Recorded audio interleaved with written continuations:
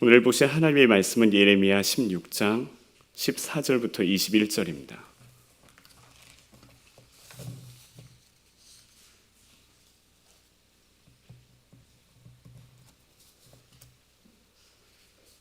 예레미야 16장 14절부터 21절 말씀입니다.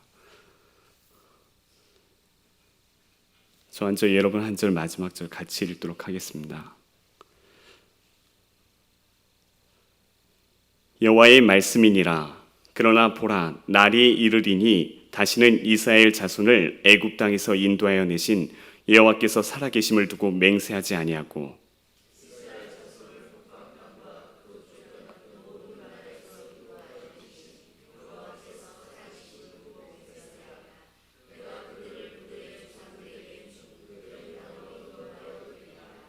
여호와의 말씀이니라. 보라, 내가 많은 어부를 불러다가 그들을 낫게 하며 그 후에 많은 포수를 불러다가 그들을 모든 산과 모든 언덕과 바위 틈에서 사냥하게 하리니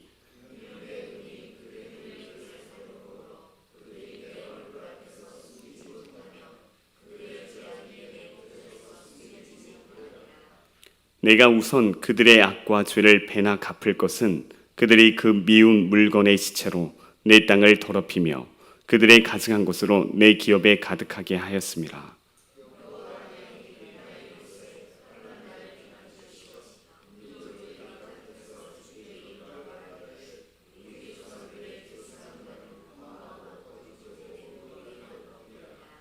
사람이 어찌 신 아닌 것을 자기의 신으로 삼겠나이까 하리이다. 여호와께서 이르시되 보라, 이번에 그들에게 내 손과 내 능력을 알려서 그들로 내 이름이 여호와인 줄 알게 하리라. 아멘. 유다 민족이 예레미야 선지자에게 왜 자신들이 심판을 받아야 되는지, 왜 이런 어려움이 있는지에 대해서 묻습니다. 그때 예레미야 선지자는 이 죄악의 원인이, 이 심판의 원인이 바로 그들이 우상 숭배를 하고 그들이 하나님의 말씀에 불순종하였기 때문이라고 얘기하고 있습니다. 그 죄악 때문에 그들은 바벨론으로 잡혀갈 것입니다. 그런데 오늘 14절의 말씀을 보면 그러나라는 말씀이 있습니다. 그러나 보라, 날이 이르리니 다시는 이스라엘 자손을 애굽 땅에서 인도하여 내신 여호와께서 살아계심을 두고 맹세하지 아니하고 이스라엘 자손을 북방 땅과 그 쫓겨났던 모든 나라에서 인도하여 내신 여호와께서 살아계심을 두고 맹세하리라 라고 말씀하고 계세요. 비록 그들이 우상 숭배를 하고 하나님의 말씀에 순종하지 아니하여서 그들은 바벨론으로 쫓겨가고 그들은 심판을 받게 될 거지만 여기에 그러나 소망의 말씀을 하나님은 주시고 계십니다.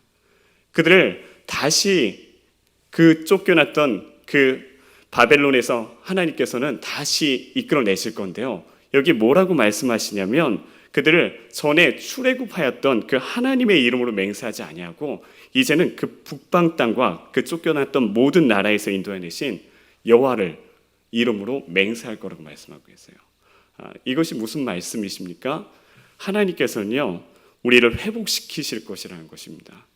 전에 이스라엘 백성들이 정말 애굽에 있었을 때 하나님께서 10가지 재앙과 그리고 홍해를 가르신 그 사건으로 인하여 이스라엘 땅, 이스라엘 사람들을, 이스라엘 백성들을 하나님께서 구원하셔 내셨습니다. 역사적으로 이것은 굉장히 이스라엘 민족에게 중요한 사건이에요. 그들은 항상 하나님이 그들을 애굽에서 구원하여 내신 하나님의 이름으로 맹세하여 왔어요. 그러나 하나님께서는 이제는 그렇게 맹세하지 아니하고 내가 북방 땅과 그리고 그 쫓겨났던 모든 나라에서 인도하여 내신 여호와께서 살아계심을 두고 맹세하게 될 거라고 말씀하십니다. 하나님께서 다시 회복시키시고 그들을 구원하실 것이라고 말씀하고 계십니다. 사랑하는 여러분, 하나님의 징계 가운데도 우리에겐 소망이 있습니다. 왜냐하면 하나님은 좋으신 하나님이시기 때문입니다. 하나님께서는 예레미야 선지자를 통해서 예레미야 29장 11절부터 13절에 이렇게 말씀하고 계십니다. 여호와의 말씀이니라. 너희를 향한 내 생각을 내가 아나니 평안이요 재앙이 아니니라. 너에게 미래와 소망을 주는 것이니라. 너희를 향한 나의 생각을 내가 아나니 평안이요 재앙이 아니니라. 너에게 미래와 소망을 주는 것이니라. 너희가 내게 부르시며 내게 와서 기도하면 내가 너희들의 기도를 들을 것이요 너희가 온 마음으로 나를 찾으면 나를 구하면 나를 만날 것이요 나를 구하면 나를 찾으리라고 말씀하고 계십니다. 사랑하는 여러분, 우리가 어려움 가운데도 고난 가운데도 우리가 소망을 잃지 않은 이유가 무엇입니까? 우리가 부르짖어 기도할 이유가 무엇입니까? 그것은 하나님은 우리에게 미래와 소망을 주시는 좋으신 하나님이시라는 것입니다. 그렇기 때문에 하나님께서는 비록 심판하시고 이스라엘 백성을 징계하셨지만 다시 회복시키시는 것이 하나님 아버지의 마음이시라는 것입니다. 그런데 이 뒤에 보면 하나님께서 오늘 말씀에 보면 16절에 영어 성경으로는 but now, 그러나 지금은 심판을 행하실 거라고 말씀하세요. 여호와의 말씀이니라 내가 많은 어부를 불러다가 그들을 낫게 하고 또 많은 포수를 불러다가 그들을 사냥하게 할 거라고 말씀하세요. 비록 그들이 하나님이 그들을 향한 그 마음은 그들이 회복되는 것을 하나님께서는 바라고 계시지만 먼저는 그러나 지금은 심판과 징계를 당해야 된다는 거예요. 18절에 보니까 또 이렇게 말씀하고 계세요. 내가 우선 그들의 악과 죄를 배나 갚을 것이라고 말씀하세요. 우선은 그리고 지금은 심판과 징계를 그들이 받아야 된다는 거예요. 왜 그렇습니까? 왜 하나님께서는 그냥 그들에게 구원을 베풀어 주시지 않으시고 왜 꼭 굳이 심판과 징계를 하십니까? 그것은 비록 하나님이 그들을 향한 마음이 그들의 미래와 소망을 주는 것이지만 그들에게 주시는 하나님의 징계와 심판에는 목적이 있다는 것입니다. 오늘 큐티 말씀 뒤에 보면 이런 내용이 있어요. 서승동 목사님이라는 분이 계세요. 근데 그분이 이제 목회자로서 목회를 하시는데 목에 이제 용종이 발견돼서 성대에 용종이 발견돼서 이제 치료를 받고 수술을 받으셨어요. 목회자로서 목소리를 잃는다는 것은 그건 굉장히 치명적인 거예요. 말을 할 수도 없고 그리고 찬양을 할 수도 없었어요. 너무도 힘든 가운데 그렇게 있는데 또 그분의 5번 디스크가 완전히 파열이 되었어요. 이제는 목소리도 낼 수 없고 찬양도 말씀도 그렇게 할 수가 없는 상태인데 허리까지 다쳐서 그분이 누워서 그냥 하늘만 바라보고 있었어요. 그런데 그때 하나님께 이것에 대해서 얘기하고 있었을 때 하나님께서 이러한 음성을 그분에게 주시는 거예요. 너의 사역의 목적이 무엇이냐? 너의 사역의 목적이 무엇이냐? 그것이 나를 위한 것이냐? 아니면 너 자신을 위한 것이냐? 그때 이 목사님께서는 그 성령님의 음성을 들었을 때 자신이 사역에 하나님의 영광과 하나님의 뜻을 드러내는 것이기라기보다는 자신을 위한 것 그리고 자신의 그런 목적을 위한 것임을 알고 굉장히 부끄러우셨다고 얘기를 하고 있어요. 그리고 나서 하나님께서 이렇게 말씀하셨다고 해요. 성령님께서 그분에게 이렇게 말씀하셨다고 해요. 내가 방향을 돌이키지 않으면 이걸로 너는 끝이다. 내가 내 삶의 방향을 돌이키지 않으면 너는 이것으로 너는 끝장나는 거야. 방향을 돌이켜야 된다고. 너가 방향을 돌이켜서 하나님의 뜻에 복종하는 것, 하나님의 뜻에 순종하는 것이 이것의 목적이라고 하나님께서 말씀하고 계셨어요. 그리고 그분은 십자가의 길을 바라보시고 그리고 하나님의 뜻을 지고 가신 하나님의 뜻을 이루신 예수님의 그 모습을 깨닫게 되었어요. 우리의 삶에도 마찬가지예요. 하나님께서 때로는 그냥 구원해 주시기를 원하는데 때로는 그냥 이것으로 그냥 나의 삶의 어려움을 해결해 주시기를 원하는데 하나님께서는 때로는 징계와 때로는 어려움을 주실 때가 있어요. 그런데 그 징계와 심판에는 이스라엘 백성들이 말한 것처럼 목적이 있다는 것입니다. 하나님의 그 목적이 무엇입니까? 우리의 삶의 방향을 돌이키라는 것입니다. 우리의 뜻이 아닌 하나님의 뜻에 온전히 순종하는 사람을 만들 수 있도록 하나님께서는 우리의 방향을 돌이키시는 것입니다. 담임 목사님께서 어저께 설교에 뭐라고 말씀하셨습니까? 우리의 왕이 누군지가 중요한 거예요. 우리의 삶에 누가 왕이냐는 거예요. 하나님의 왕이십니까? 아니면 우리 자신이 왕이십니까? 하나님이 우리의 삶의 왕이 되었을 때, 방향에 돌이켰을 때 하나님께서는 우리에게 회복을 주신다는 것입니다. 오늘 19절에 보니까 예레미야 선지자는 여호와 나의 힘, 나의 요새, 환난 날의 피난처시여 라고 하나님을 이렇게 부르고 있습니다. 예레미야 선지자는 여호와는 나의 힘, 나의 요새, 환난 날의 피난처라고 이렇게 하나님을 부르고 있어요. 그런데 반면에 우상은 어떤 존재입니까?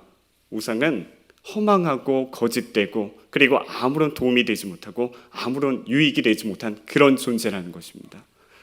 우상은 우리의 삶에 아무런 유익도 없어요. 그리고 아무런 도움이 되지 않아요. 그러나 하나님만이 우리의 힘이세요. 여러분 믿으십니까? 하나님만이 우리의 요새이시고 하나님의 환난 날에 우리를 도우실 수 있다는 것입니다. 진정으로 우리의 죽음의 위협 앞에 어떤 것이 우리를 도울 수 있겠습니까? 실제적으로 우리의 병든 몸에 누가 우리를 도울 수 있겠습니까? 하나님 외에는 도우실 수가 없어요. 하나님 외에는 우리를 구원해 주실 수가 없다는 거예요. 예레미야 선지자는 여호와는 나의 힘, 나의 요새, 환난 날의 피난처라고 고백하고 있습니다. 사랑하는 여러분, 여러분에게 있어서 하나님은 어떤 분이십니까? 하나님이 여러분의 힘이십니까? 요새이십니까? 환난 날의 피난처십니까? 하나님께서 우리의 힘이 되어 주셨을 때 우리가 기도하고 하나님께 부르짖을 수 있다는 것입니다. 예레미야 선지자는 이렇게 하나님께서 비록 심판을 하시지만 우리를 다시 회복시키실 거라고 얘기하고 계십니다. 그리고 이 회복시키는 이 과정을 통해서 예레미야 선지자가 얘기하고 있는 것은 열방이 하나님의 영광을 볼 것이라는 것입니다. 오늘 말씀에 보니까 19절에 이렇게 말하고 있습니다. 민족들이 땅끝에서 주께 이르러 말하기를 우리 조상들의 계승한 바는 허망되고 거짓되고 무익한 것뿐이라. 민족들이 그렇게 얘기한대요. 그리고 21절에 보니까 뭐라고 나와 있냐면 하나님께서 여호와께서 이르시되 보라 이번에 그들에게 내 손과 내 능력을 알려서 그들로 내 이름이 여호와인 줄 알게 하리라고 말씀하고 있습니다. 하나님께서는요 계속해서 출애굽에서 계속해서 반복해서 말씀하시는 게 있으세요. 그게 뭐냐면요 내가 여호와인 줄 그들이 알리라는 거예요. 내가 여호와인 줄 그들이 알리라고 하나님께서는 계속해서 말씀하고 계세요. 왜 하나님께서는 내가 여호와인 줄 그들이 알리라고 계속 말씀하고 계시는 걸까요? 하나님은 우리가 하나님을 알기를 원하세요. 그리고 우리뿐만 아니라 온 세상과 열방이 하나님을 알기를 원하세요. 우리의 삶에 하나님의 구원을 경험했을 때 그것을 통해서 하나님은 이 세상에 알려지실 거예요. 우리가 부르짖어서 기도할 때 그리고 그 기도의 응답을 받았을 때 하나님의 영광이 드러나고 그 응답을 통해서 우리뿐만 아니라 우리 주변에 있는 세상이 하나님의 살아계심을 경험하게 될 것입니다. 그러므로 우리가 왜 나와서 부르짖어야 됩니까? 왜 기도하고 하나님의 응답을 경험해야 됩니까? 그것은 단순히 우리만을 위한 것이 아닙니다. 온 세상이 하나님의 영광을 알게 돼야 되기 때문입니다. 하나님은 이 세상에 자신의 존재를 부인하고 자신의 통치를 거부하는 이 세상이 하나님의 영광을 알고 하나님께서만이 이 세상을 다스리시는 유일하신 하나님이심을 알길 원하신다는 것입니다. 사랑하는 여러분, 우리가 징계와 심판 가운데서도 소망이 있습니다. 그러므로 우리는 하나님께 부르짖어 기도해야 됩니다. 하나님께서는 이 징계와 이 심판을 통해서도 단순히 이것을 구원하실 수 있지만 그것이 아니라 목적을 가지고 우리가 방향을 돌이키시기를 원하십니다. 우리의 삶의 유일한 주권자가 우리의 삶의 왕이 하나님이심을 고백하고 그래야지 하나님의 뜻대로 온전히 복종하고 순종하는 삶을 살 수 있기에 하나님께서는 우리의 방향을 돌이키시고 우리의 왕이 되기를 원하십니다. 사랑하는 여러분, 하나님이 우리에게 바라시는 것은요 하나님의 마음은 우리에게 미래와 소망을 주시는 것이에요. 단순한 심판과 징계가 아니세요. 하나님은 우리에게 이러한 회복을 주심으로써 우리뿐만 아니라 열방이 하나님을 알게 되고 하나님께 예배하는 자들이 되기를 원하신다는 것입니다. 오늘 사랑하는 여러분, 저는 저와 여러분이 하나님께 부르짖어 기도함으로 하나님을 경험하고 하나님의 영광을 세상에 나타내시는 우리 모두가 되시길 예수님의 이름으로 축원합니다. 우리 다 기도하시겠습니다.